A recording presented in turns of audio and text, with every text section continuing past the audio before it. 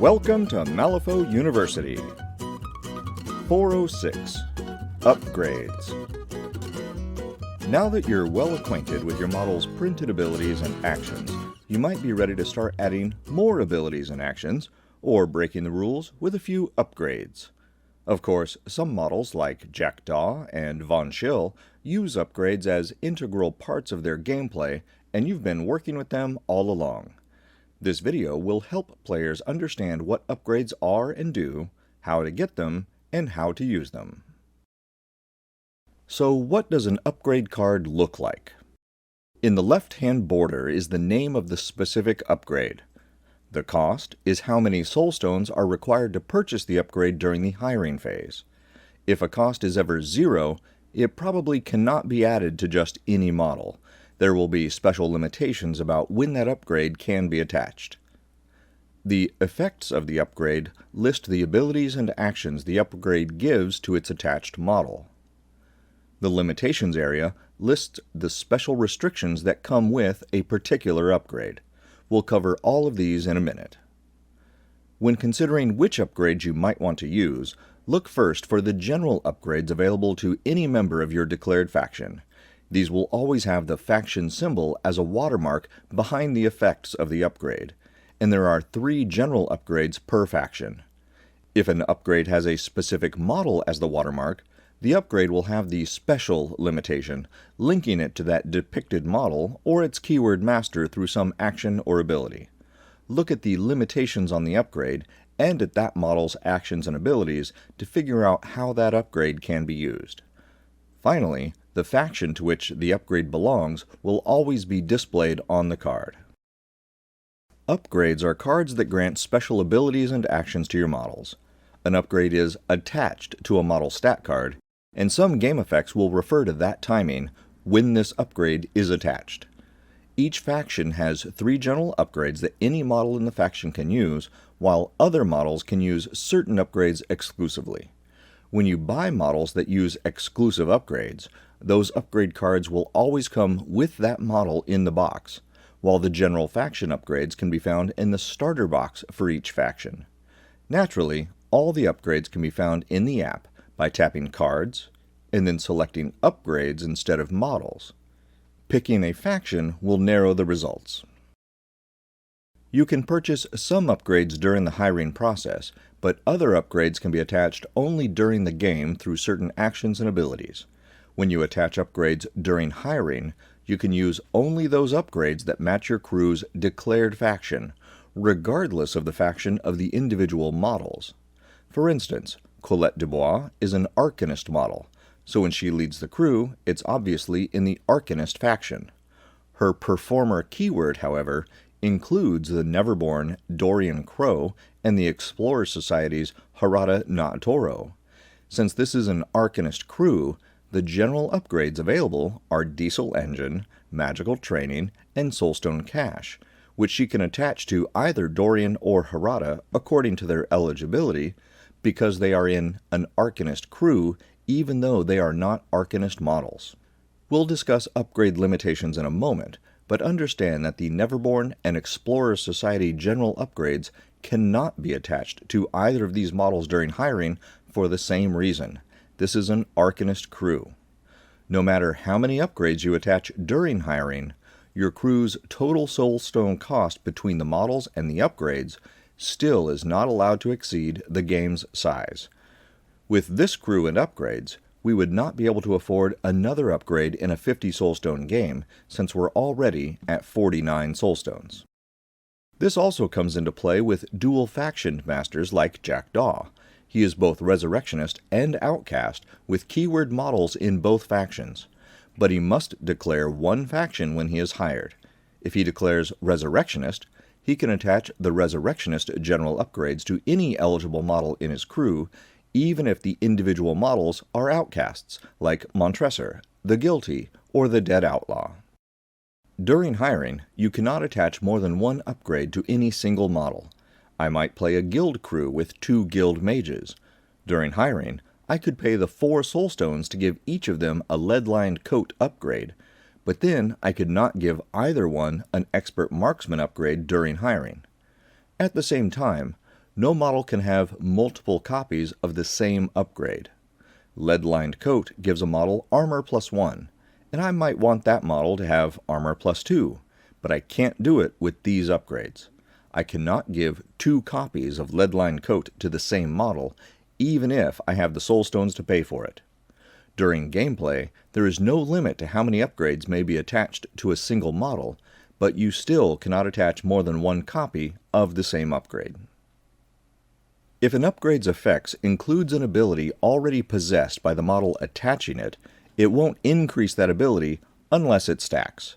If a hex bow were to attach an expert marksman upgrade during hiring, the model would gain the sharpshooter ability and the armor-piercing trigger listed on the upgrade's effects, but would not gain expert shot since the hex bow already has it. You cannot double up ignoring friendly fire. If Dashiell Barker, on the other hand, were to attach a lead-lined coat during hiring, that upgrade's armor +1 would stack with his armor +1 ability for a total of armor +2. Only abilities with plus signs stack. The limitations of an upgrade further specify how the upgrade can and cannot be used. There are 5 possible limitations, but 4 of those can have several variables. The first of these is restricted. This will always have some variable in parentheses specifying to which models this upgrade is restricted. This is usually a characteristic like the Trained Ninja 10 Thunders upgrade, which is restricted to living models. The lead-lined coat of the guild could be given to living or undead models, but not models that are only constructs. The Effigy of Fate upgrade belongs to every faction, but is restricted to only the effigy models. If there is an upgrade with more than one restriction listed, such as Undead Minion, then all of the restrictions must be met before the upgrade may be attached. Special limitations are for the upgrades attached by other game effects. These are the words referenced on other models' cards and usually will not match the name of the upgrade in the left-hand border, as there is often more than one upgrade with the same special limitation. Ophelia LaCroix, for instance, has the Arming Up bonus action, which attaches an Arsenal upgrade to her. When we look at the special limitations for Arsenal, we find there are 5 different upgrades she could choose from. The Tormented keyword of Jackdaw attaches upgrades to its opponent's models, each of which has 2 special limitations. Jackdaw attaches an Injustice upgrade with his Suppressed Memories attack. The Hanged attach a Forbidden upgrade with their Horrifying Whispers bonus action, and the Guilty attach a Wicked upgrade to the enemy models that kill them. All these upgrades also have the Cursed special limitation, which then comes into play with Jackdaw's Tactical Actions and Montresor's Asphyxiation bonus action. Each of these upgrades has a different name, but they all count as Cursed upgrades, as mentioned on Jackdaw's and Montresor's cards. Plentiful is the upgrade limitation that is much like a model's hiring restriction. If an upgrade does not have a plentiful limitation, then, like Enforcers, Henchmen, and Masters, the restriction is understood to be 1. You cannot have more than 1 copy of this upgrade anywhere in your crew. Looking at Ophelia's Arsenal upgrades, she has 5 different upgrades she can use, but none of them have the plentiful limitation, so she can have only 1 of each in play at any time. The Hanged's Forbidden upgrade is Plentiful 3, which means they can give 3 different enemy models this upgrade, but cannot give it to a 4th as long as those 3 models are alive with the upgrade attached. Some plentiful limitations are modified by the crew leader. The Dreamer can summon Nightmare keyword minions, attaching the Waking Dream upgrade when he does. This upgrade is Plentiful 2, but the effects state that if the Dreamer is the crew leader, the upgrade becomes Plentiful 5. If the Dreamer were hired as a secondary master in a Neverborn crew, the Plentiful limitation would remain at 2. The crew limitation is unique among upgrades in that it attaches the upgrade to the player rather than to any model in the crew. This happens during hiring as long as there is at least 1 hired model in the crew with the keyword specified on the upgrade. The configuration upgrade is one like this. As long as there is 1 witness keyword model in the crew, even if it's hired out of keyword, then this upgrade is attached at the start of the game. Another crew upgrade is found in the bygone keyword, which leads to the final limitation, double-sided. Double-sided upgrades are just that, one upgrade with two different sides. As crew upgrades, they are attached at the start of the game to the player, who may choose either side to begin face-up unless the card says otherwise. Only the face-up side is considered to be in play. Certain actions and abilities allow the player to flip the upgrade and use the effects on the other side, but then only that side is considered to be in play. At no point are both sides in play at the same time. Crew upgrades are attached to the player if there are any models with that keyword in the crew. If all those keyword models were to be killed or removed from play, the crew upgrade isn't necessarily discarded or removed, but no models without that keyword would be able to interact with or use the effects of that upgrade, so it's as good as gone. Be sure to read the card to see if it says to do anything with the upgrade at the end of each turn or the game. Since most upgrades are attached to specific models, they usually go where the model goes. Meaning, if a model with an attached upgrade is killed or otherwise removed from the game, any upgrades attached to it go away with it. The exception to this is a summon upgrade. Usually, when a model is summoned, the game effect that summons it will require a summon upgrade to be attached to the model. Dashiell Barker's Call in Reinforcements tactical action summons guard keyword minions, and each is placed on the table with a Reinforcements upgrade attached. Looking at the upgrade card, we see the Reinforcements limitation printed in the bottom right corner, so we know we have the right upgrade.